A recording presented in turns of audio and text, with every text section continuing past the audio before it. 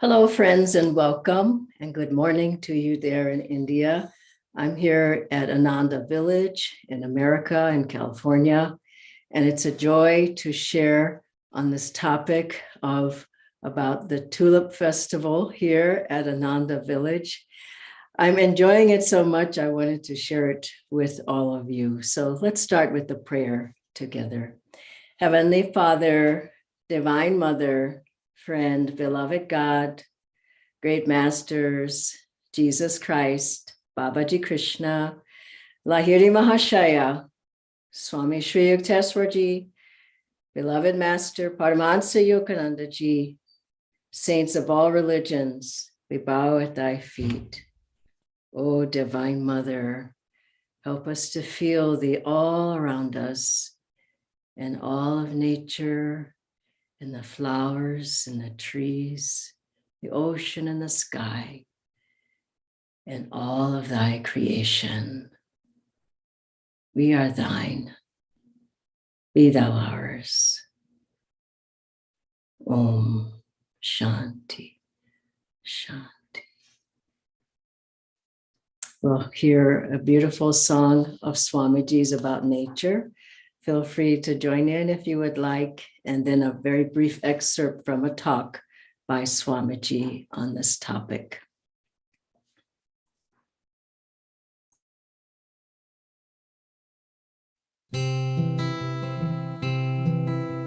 Birds sing of freedom as they soar lightly on the air. So may our hearts soar high above all curbs and care. Mother, we thank you, your joy shines in everything. Open these channels that the world once more may sing.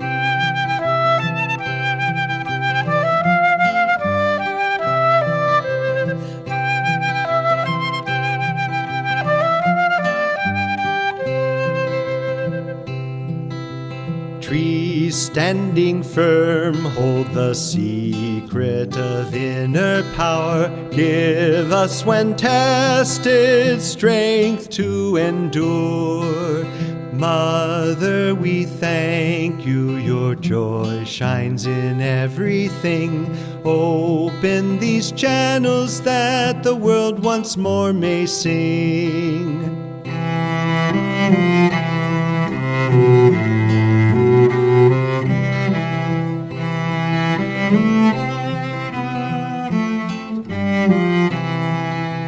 Mother, we thank you, your joy shines in everything.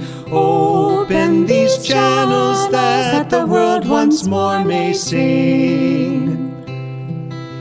Stars send a message of light through eternity. Lord, when in darkness your radiance we see. Mother, we thank you, your joy shines in everything. Open these channels that the world once more may sing.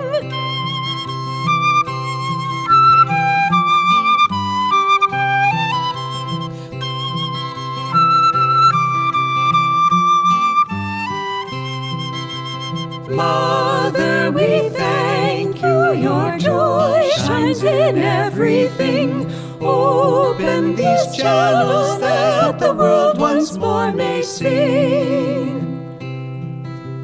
Flowers so soft and fragile, stay fragrant though pressed to the ground. May we thus learn forbearance, for in kindness love is found.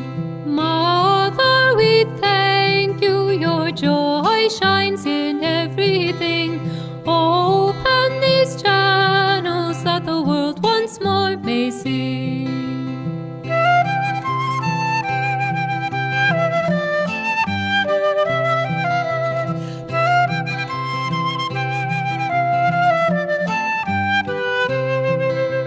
Mother, we thank you, your joy shines in everything. Open these channels that the world once more may sing. Mountains remote and still, hinted higher worlds unseen. So may our lives be soaring and serene. Mother, we thank you, your joy shines in everything. Open these channels that the world once more may sing.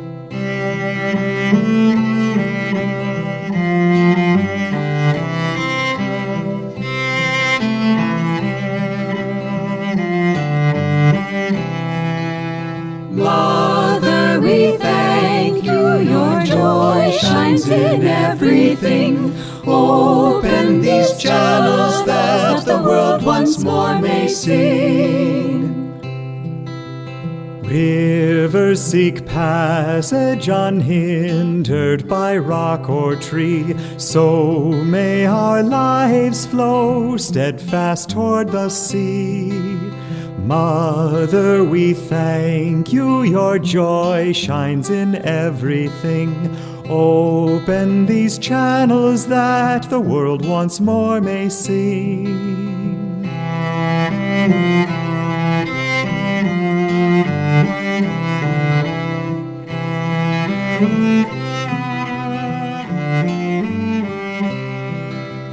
Mother, we thank you, your joy shines in everything. Open these channels that the world once more may sing. Mother, we thank you, your joy shines in everything. Open these channels that the world once more may sing.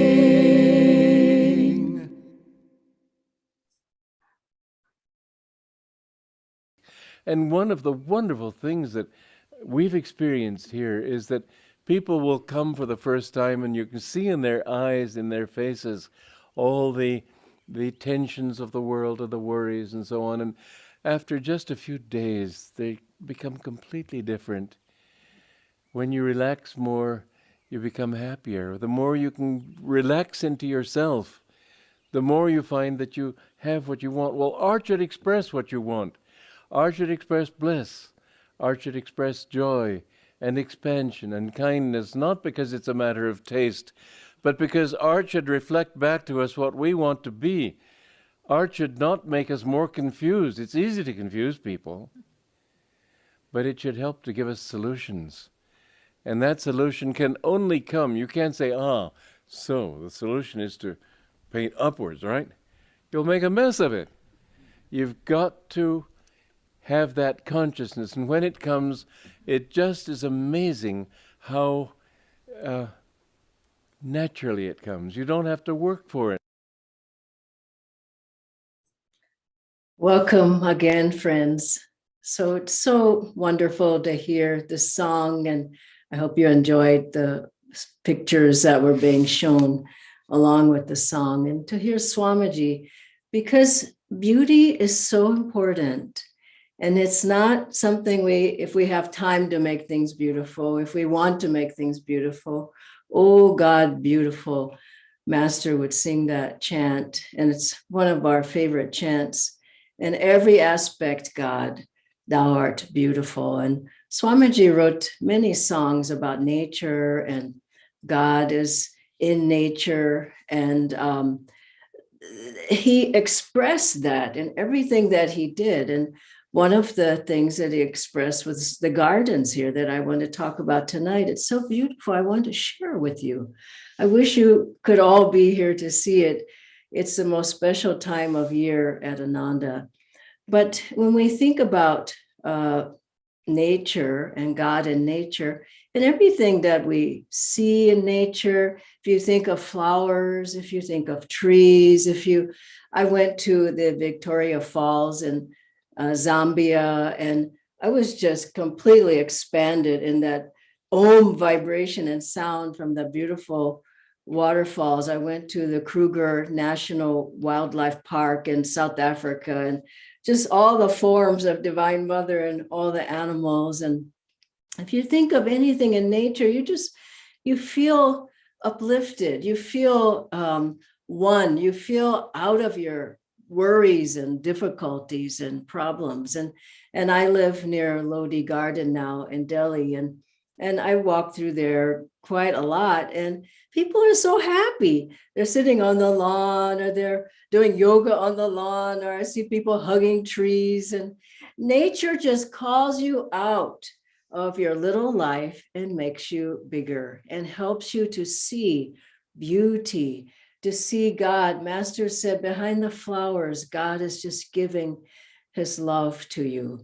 But we have to help that to happen. We have to help nature. And there was a very sweet story of a farmer who a visitor came through, and he said, "Oh, what a beautiful garden and farm you and God have made together." And the farmer said, "You should have seen it when God had it by himself." And isn't this true that we also have to add our love? We can't just take from nature and destroy nature and not give back.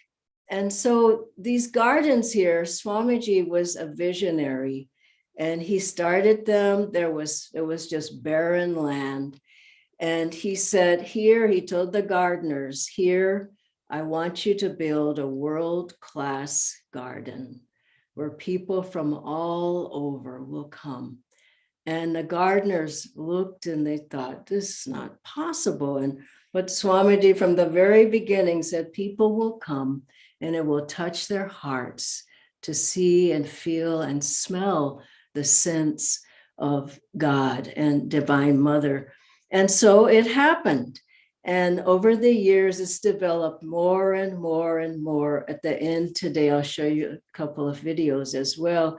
But there are more and more people came. There are hundreds of people came, and then thousands of people came. And that pre-COVID, there were 18,000 people who came within a month's time.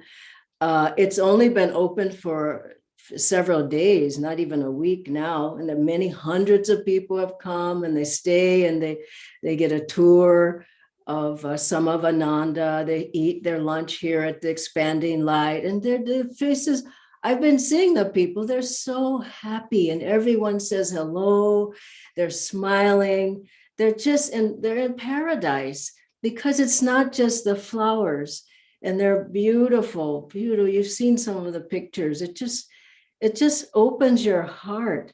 There are 17,000 tulips of all colors, and they're just smiling at you. And there are beautiful flowering trees and flowers of all types, and water bodies and pools. And it really is a paradise. And this is what Swamiji had envisioned, that people, maybe they'll want to learn meditation, maybe they won't, but they'll be touched in their hearts by God through just seeing beautiful. And the other thing is, everyone here at Ananda is so kind and so sweet. So people, they may see the flowers in the faces of the people here, because everyone's so caring and considerate. And it's a very special time. And you feel the devas that are here all throughout, the spirit devas who help to bring light and joy and love to people. And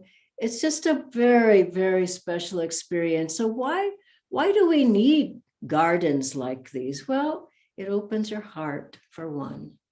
It brings God's love into your heart, for two.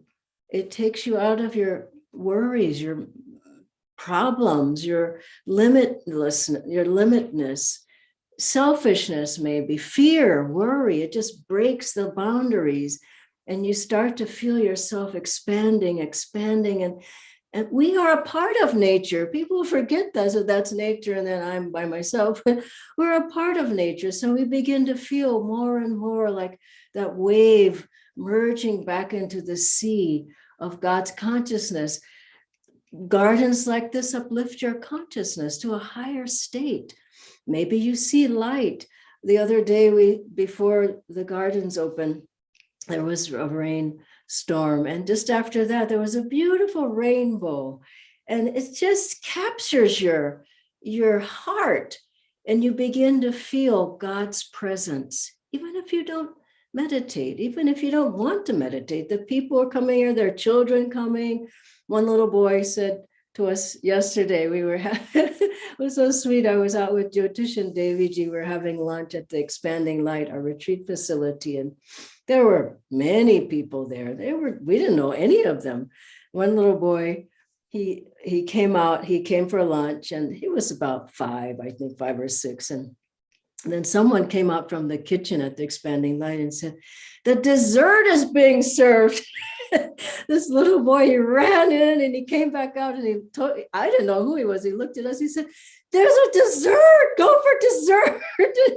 And it just breaks boundaries, that I'm this and you're that, and you're from here and he's from there. Just all the boundaries were broken because of God's beauty and love. And then the flowers respond.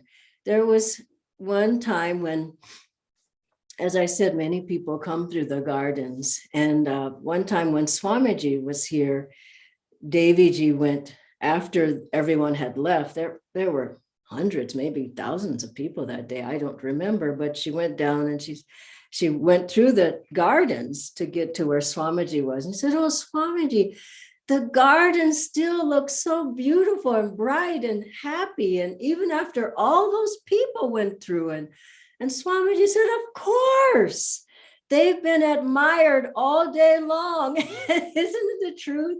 Anything you give love to, it responds. Master had a rose devotee. Everywhere he went, there was a rose in a vase, and when Master went this direction, the rose turned that direction. When he went that, the rose turned that direction. And he was very sensitive to nature. They were moving a tree once, and they were kind of rough with it, some of the monks, and Master said, "Be careful, can't you feel it's alive?" And this is the feeling you get now here during this tulip garden time. Everything is so alive, and it's talking to you, and it's saying, "Come and see my beautiful colors and smell this beautiful scent." And there are lilac bushes everywhere and wisteria. And I picked some lilac, not from the gardens. You can't pick anything over there. But where I'm staying, there are some lilac bushes.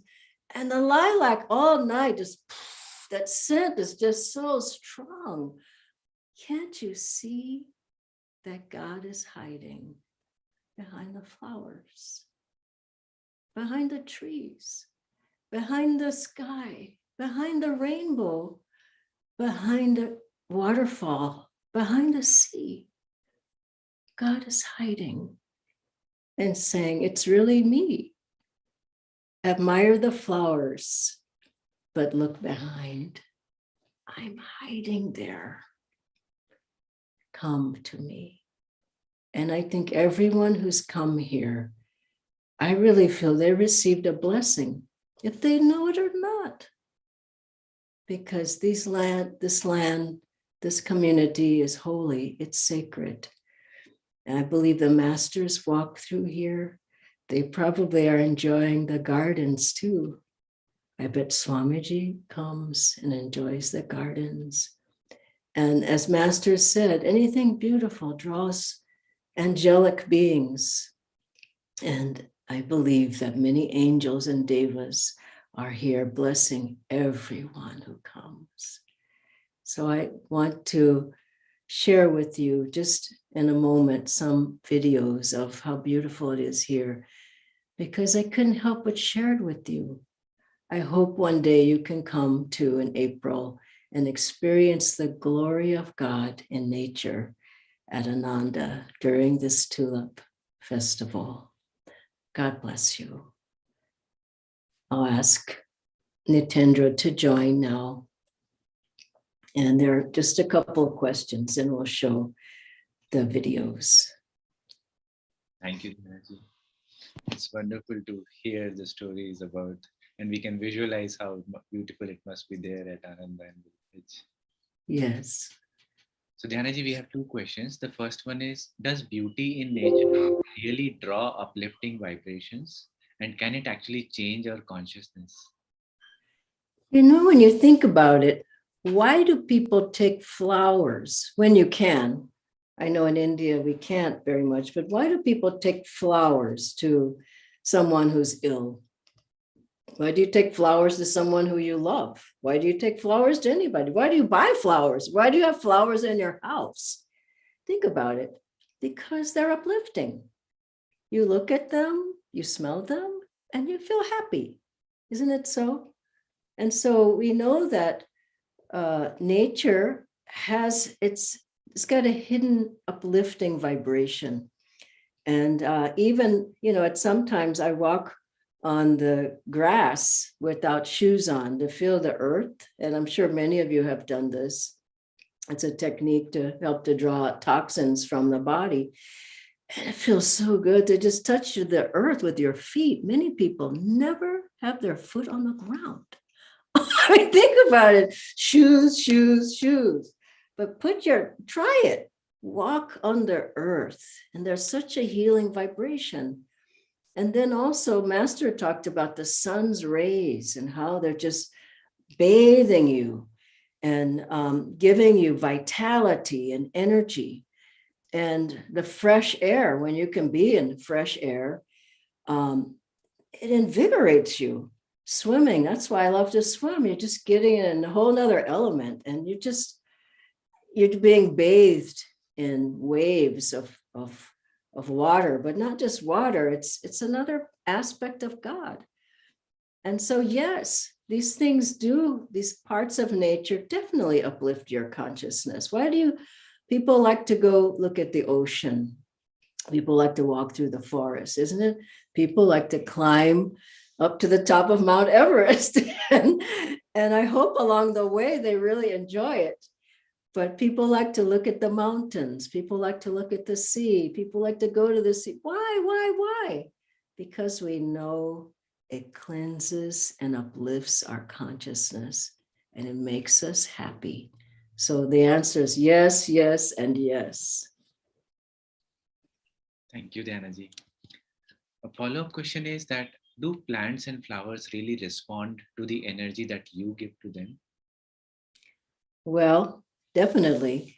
If you've read any of the books about experiments with plants, Luther Burbank, he was a botanist and he worked with plants and they responded to him.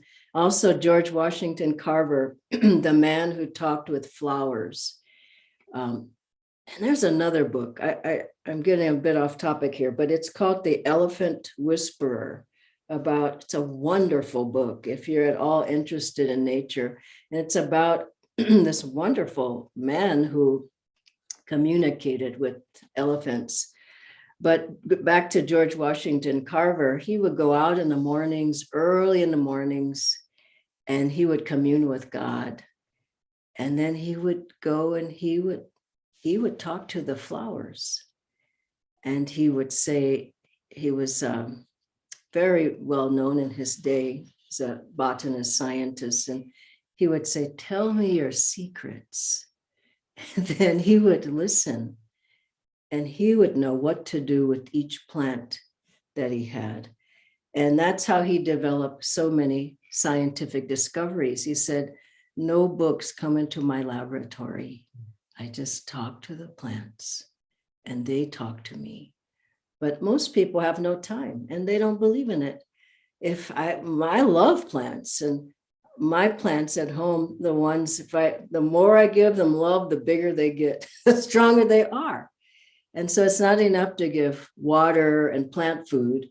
Give your energy, and you can see yourself that plants grow. And we know of the experiments, I've talked about this before, of plants being put next to speakers and experiments being done with types of music.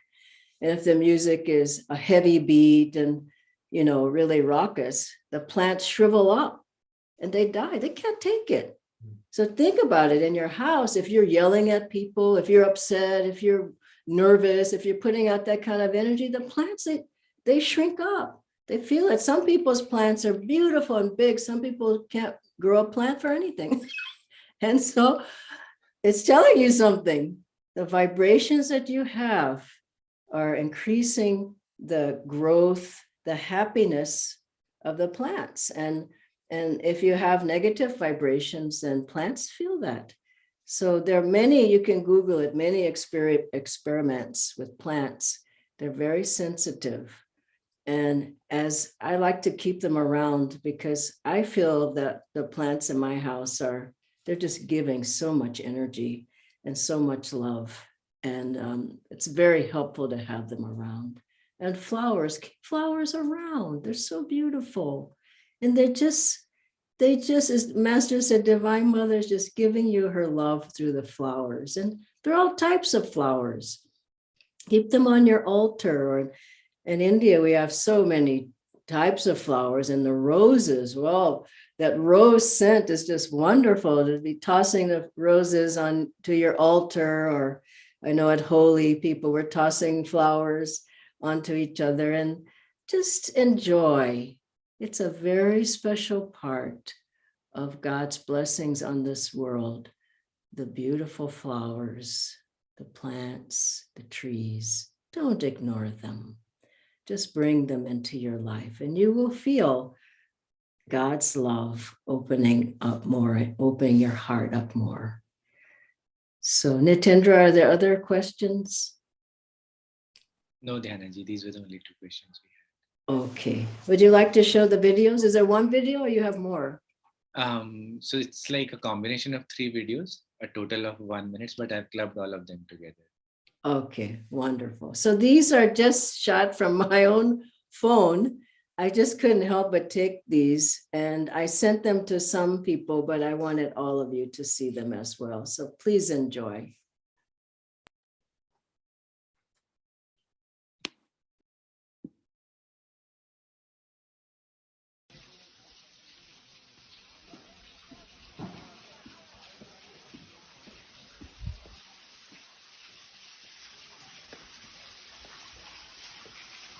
Cristo Hermitage, where the Tulip Festival, springtime at Ananda, is held every year in April. This is where Swami Kriyanandaji was residing. This is overlooking Ananda, Master's Murti, Master. You just feel him very strongly there.